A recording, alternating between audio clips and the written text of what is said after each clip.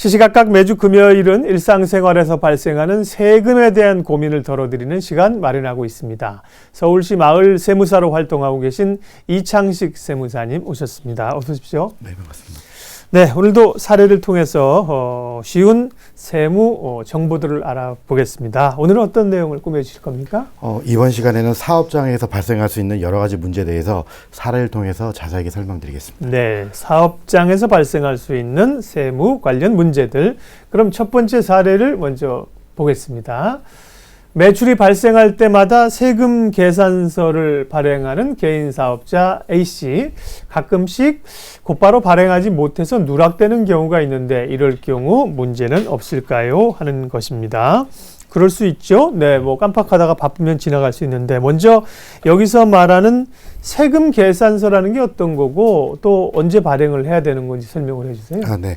사업자가 물품이나 용역을 판매하거나 제공할 때 구매자로부터 세금 부가가치세를 징수하는데요. 네. 그때 발행한 것으로서 거래 당시에 발행하는 거래 사실에 대한 증빙 서류를 얘기합니다. 네. 그러니까 거래 사실이 확인된 순간에 바로 발행해주는 그런 절차를 말하고 있습니다. 이 세금은 사실 사업자가 갖는 게 아니라 정부로 돌아가는 건데 사업자가 어떻게 보면 대신 받아서 정부에 내는 거죠. 네, 맞습니다. 네.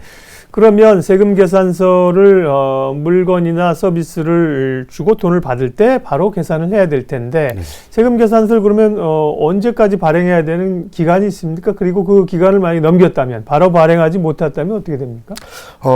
일단 요 세금 계산서를 네. 발행하는 사업자가 어느 분인들인지 네네. 중요한데요. 일단 먼저 부가가치세법상 과세 사업자에 포함되는 뭐 법인, 개인, 공이 같습니다. 네. 거래 사실에 대해서 이제 반드시 세금 계산서를 발행하고 또 수수해야 되는데요. 네. 요거는 종이와 또 전자 이렇게 두 가지 나눕니다. 네. 특히 법인 사업자나요. 그 전년도 실적이 매출액 3억 이상인 개인 사업자는 반드시 전자 세금 계산서를 발행하고 수수해야 됩니다. 이러한 전자세금 계산서를 거래일 이후 그 다음 달 10일까지 반드시 요걸 발행하고 수수해야 되는데요. 네.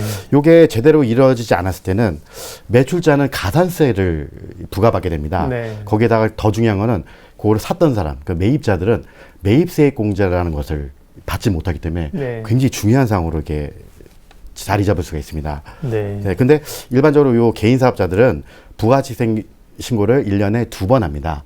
1월부터 6월까지의 기간을 7월 25일까지 하고요. 7월부터 12월까지의 1월 20일까지 신고를 하는데 요거를 과세기간 1기, 2기 이렇게 나누고 있습니다.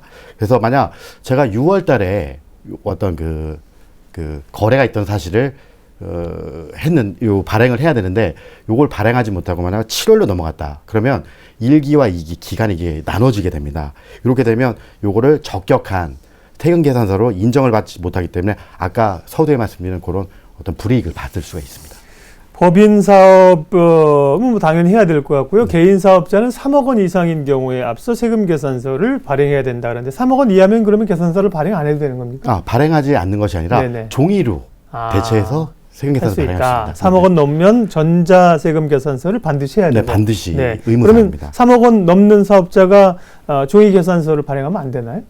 3억 원 넘는 분들이 종이 계산서를 발행하게 되면 네. 아까 말씀드린 매출자의 가산세가 2%가 적용이 됩니다. 네. 그렇기 때문에 법적으로 정해진 그 어떤 수익금액 이상은 반드시 전자세금 계산서를 발행해야 어떤 가산세, 불이익이 없다고 볼 수 있습니다. 네, 그렇군요. 네. 네, 세금 계산서란 건 이제 물품 살 때 받아보신 분도 있고 대부분 물건 살 때 잘 몰라서 그렇지 10%의 부가세가 넣거든요. 붙지 않습니까? 부가세 별도 우리가 이런 걸 보는데요. 네네. 보통 종이 세금 계산서를 많이 보는데 전자 세금 계산서를 많이 발행하는군요. 관련된 얘기를 했고요. 두 번째 사례도 좀 보겠습니다. 수출업체에 의류를 제공하고 있는 의류 제조업자 B씨가 있습니다. 수출업체는 영세율을 적용받아서 부가가치세 환급을 받는다는데 수출업체에 물품을 제공하는 이 업체도 영세율을 적용받을 수 있을까요? 하는 것입니다. 예, 조금 어려운 용어들이 나오는데 먼저 영세율이라고 하는 게 무엇입니까? 일반적으로 영세율이라는 건요. 세금을 부과할 때 영예세율을 적용되는 그런 어떤 그 제도를 말합니다. 네. 영세율 제도를 하는데요.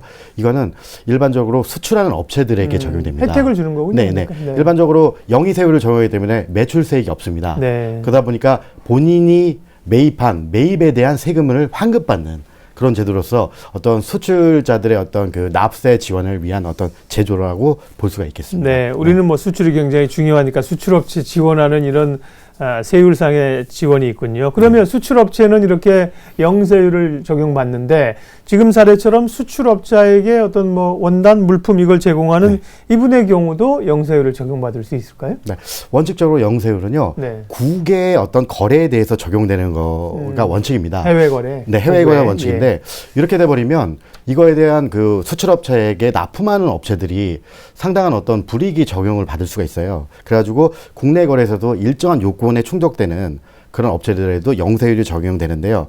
이런 요건은 국내에서 발행되는 이거를 수출재와 임가공 용역이라고 합니다.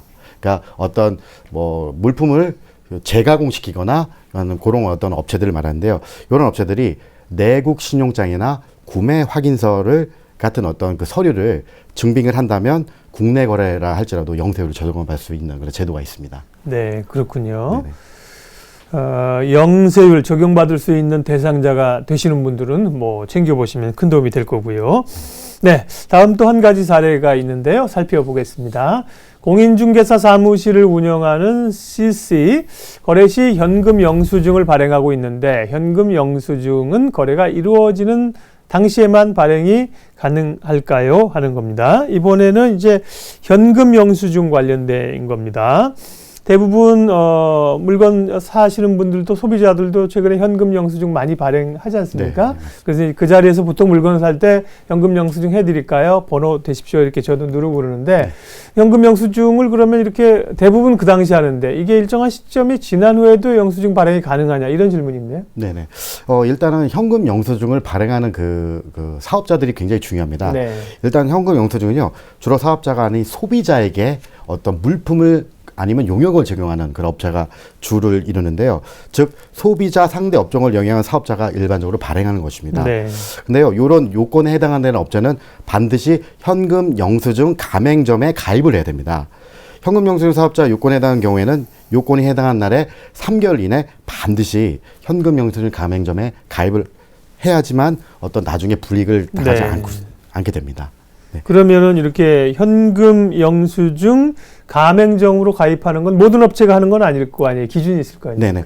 일반적으로 직전 과세연대 수익 금액이 한 2,400이 넘어가는 업체들이 네. 주고요. 그 다음에 뭐 의료업을 영위하는 병의원이나 네. 약국, 또 특히 가장 많이 적용되는 어떤 업종은요.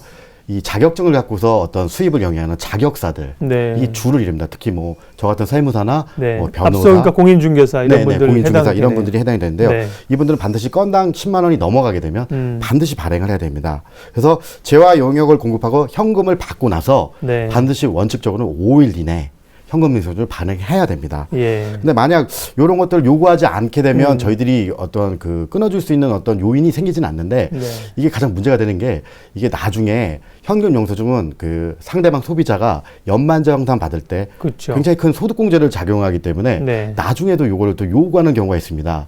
그래서 만약 이런 것들을 뭐 발행 안 했을 때는 뭐 큰 불이익이 있기 때문에 일반적으로는 늦게라도 끊어주는 게 일반적인 지금 상황이고 네. 진행되고 있는 일반적으로는 5일 이내 해야 되는데요. 네네. 네. 근데 이건 이제 예를 들면 나중에 요구를 하셔가지고 5일이 지나고 나서도 발행을 하더라도 어떤 사업자가 특별한 불이익이 있지는 않은 모양이군요. 일반적으로는 그렇습니다. 왜냐하면 5일 이내에 상대방이 요구를 해야지만 어떤 인적사항이 있기 때문에 네. 발행을 하는데 그 당시에 그 사업자가 어떤 인적사항을 요청하지 않고 본인이 끊어주지 않기 때문에 나중에라도 이런 어떤 뭐 신고가 들어가나 이러면 네. 굉장히 큰 불이익을 받을 수가 있는 거죠. 그러면 그 소비자들이 원하지 않더라도 현금 영수증을 웬만하면 끊어주는 네, 게 반드시 좋다는 해줘야 되는 게 반드시 있습니다. 해줘야 네, 되는 거. 반드시 요구할 해줘야 때만 됩니다. 해주는 게 아니고. 아닙니다. 원칙적으로는. 네네. 그렇군요. 네네. 네.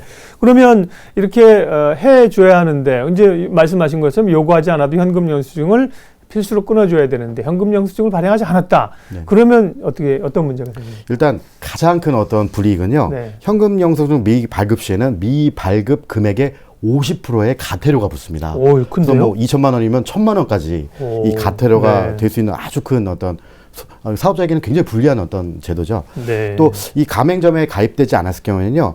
사업자가 1년간 총 수익 금액의 0.5%의 또 가산세가 붙습니다. 예. 거기다가 만약 뭐 발급을 원했는데 그걸 거부했다. 그러면 또 그 거부한 금액에 또 5%까지 또 가산세가 붙는 그러니까 굉장히 가산세 과태료가 큽니다. 그래서 요 현금 영수증 발행하는 그 업종들은요 반드시 이런 사항을 확인하셔서 어떤 그 불이익에 좀 네. 방지를 하셔야 될 것 같습니다. 현금 영수증 발급을 거부한다. 이건 뭐 문제가 있을 수 있겠는데요.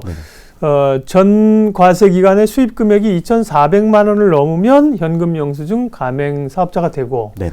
반드시 끊어줘야 된다는 건데. 네. 근데 대부분 가면 물론은 보시더라고요. 지금 네네네. 뭐 음식을 먹거나 이러면 현금 영수증 현찰로 낼 경우에 네네네. 현금 영수증 해드릴까요? 이렇게 물어보는 데가 있는데 안 물어보시는 데도 있거든요. 네네네. 그러면 사실 그건 안 되는 거군요, 원래는. 원칙적으로는 네. 반드시 끊어주는 게 맞습니다. 그렇군요. 왜냐하면 네. 상대방이 소비자이기 때문에 네. 소비 업종이 주로 현금 영수증 가맹 업종입니다. 네. 그래서 이거는 반드시 여쭤보고 그거에 대한 거는 끊어줘야 나중에 불이익을 막을 수 네. 있는 어떤 상황이 될 수 있을 것 같습니다. 소비자 입장에서도 웬만하면 그러면 현금 영수증을 요구하고 현금 영수증을 발행받는 게 여러모로 투명하고 좋겠네요. 네, 뭐 어쨌든 뭐 연말 정산상에는 뭐 신용카드보다 더 큰 30%의 그렇죠. 어떤 공제를 받기 때문에요. 네. 반드시 받아주고 미리미리 챙겨두시는 게 나중에 도움이 되지 않을까 생각합니다. 네, 사례로 보는 세무 상담 사업자뿐만 아니라 소비자들에게도 유익한 내용이 많았네요.